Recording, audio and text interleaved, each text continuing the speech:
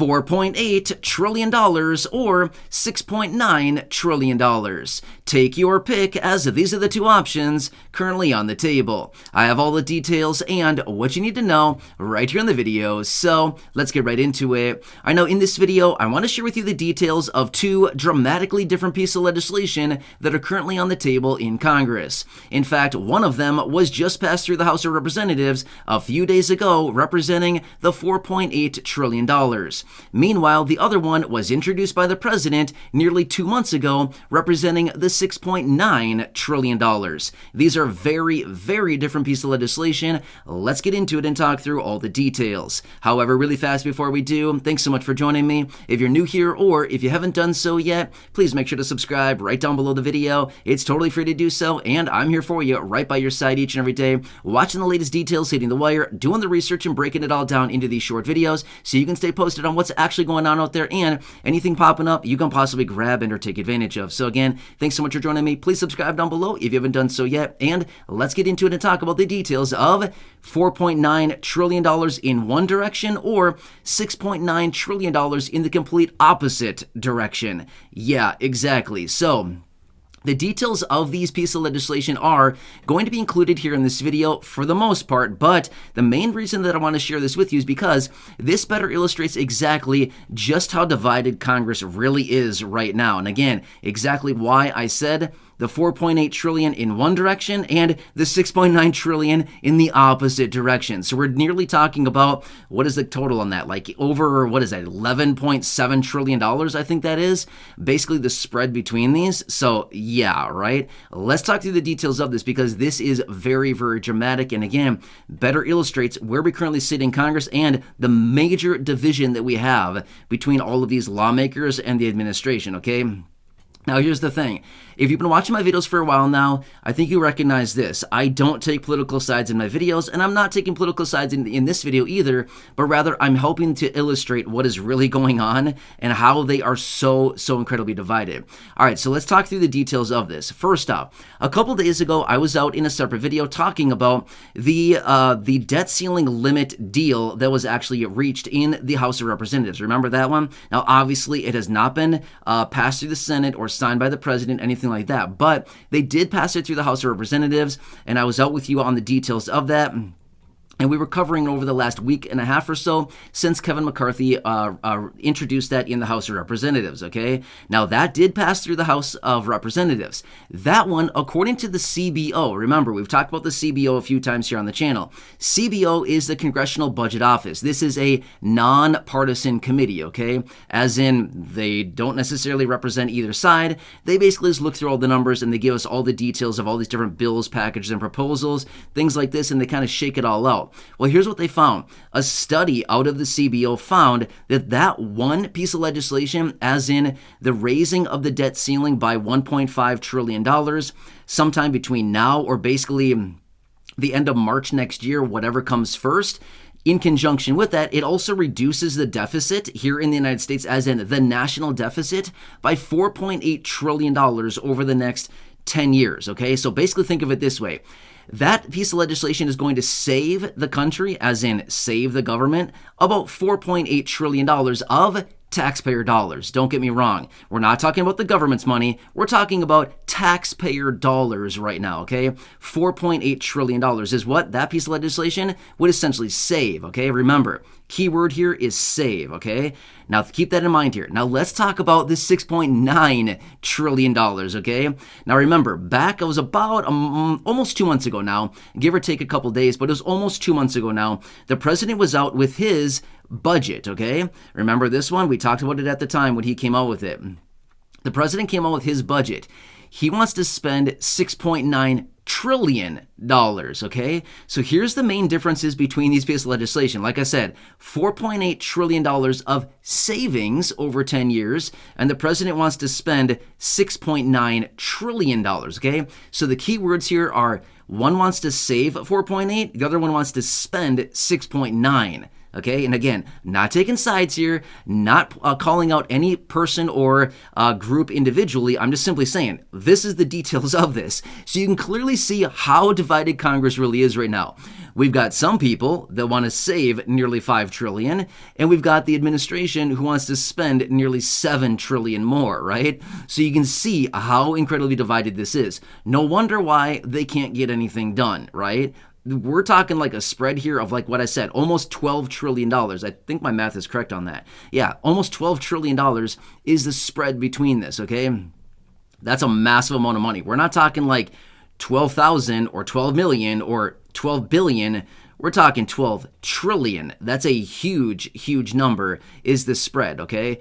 Anyway, my point is, now obviously, there's no way that I can go through the details of all of this, as in these pieces of legislation here in this short video, because these pieces of legislation individually are hundreds of pages alone each. There's no possible way we could cover all that.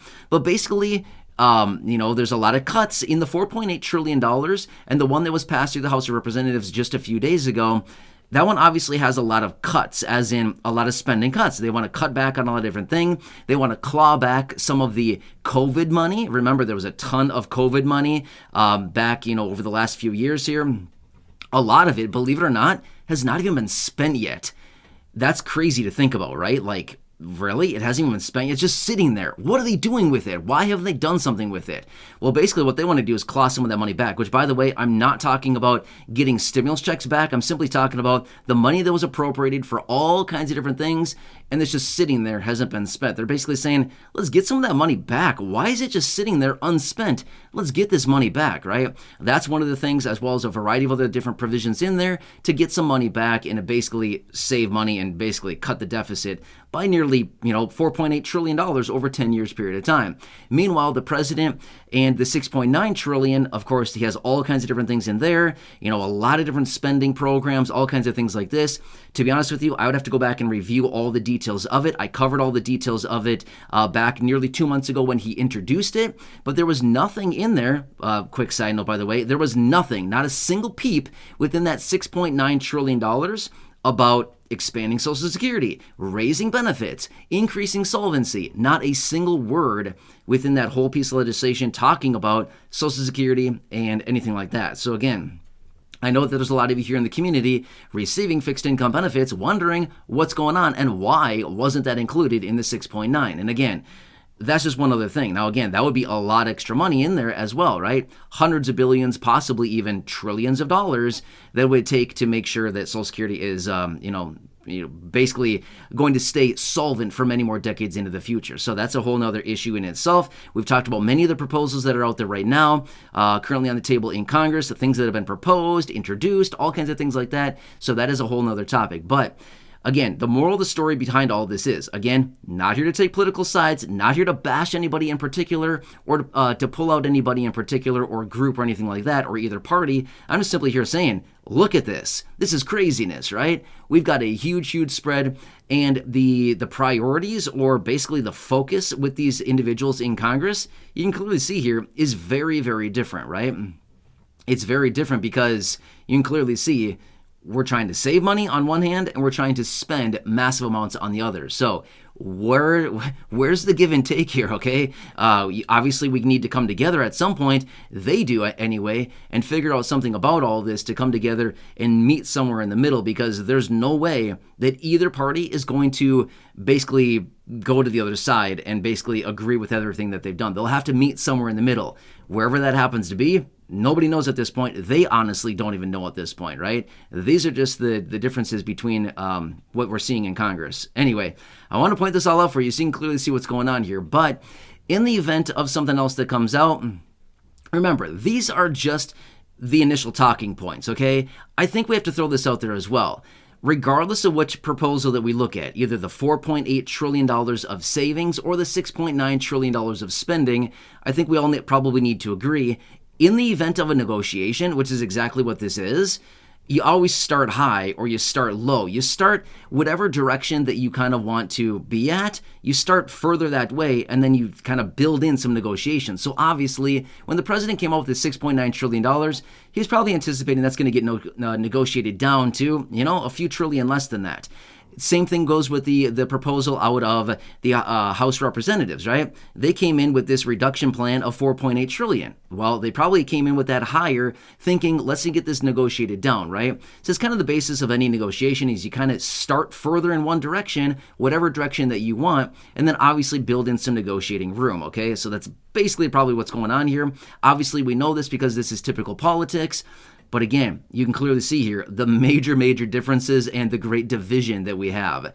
Anyway, I want to point this out for you. I found it to be very fascinating. Again, it doesn't take much to fascinate me. I'm pretty intrigued by a lot of things, but again, I wanted to share this with you because I thought this was pretty interesting and just how divided they really are. Anyway, hope this one helps you out. Again, I will continue watching all of this very closely going forward.